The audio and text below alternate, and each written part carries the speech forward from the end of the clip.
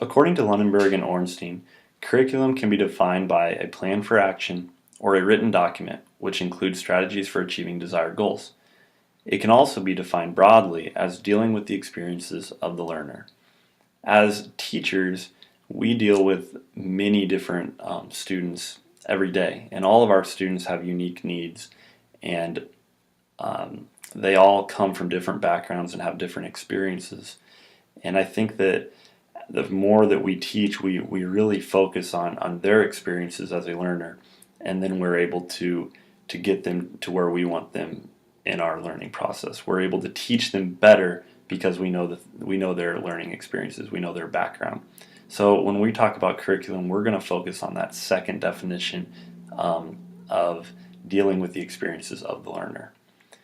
There are different approaches we can take in regard to curriculum. They include behavioral, managerial, systems, and humanistic. Today, we are going to focus on the humanistic approach.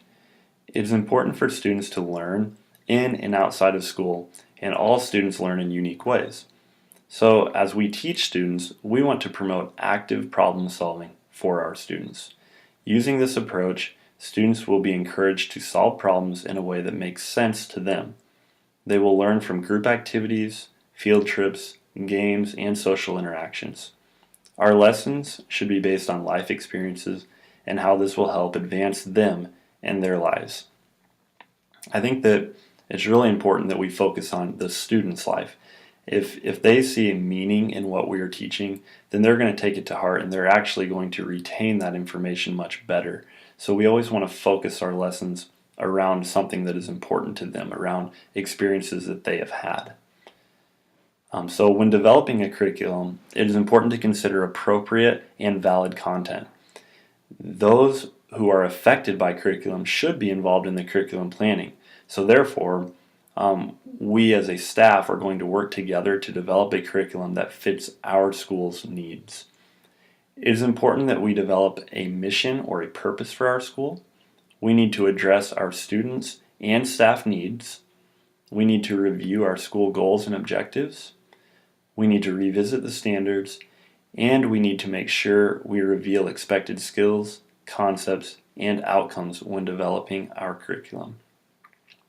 So I think that it'll work best if we split up into groups and all of us are assigned a topic or an objective that we want to focus on, something that we want to focus on from that list that I just named out. And then we will all come back together and we will discuss what we've talked about, and then we can go further in developing our curriculum. If somebody has something they want to add or they disagree with, we can discuss that together and come up with something we can all agree on. After developing our curriculum, it is important that we all work together to implement this in our classrooms.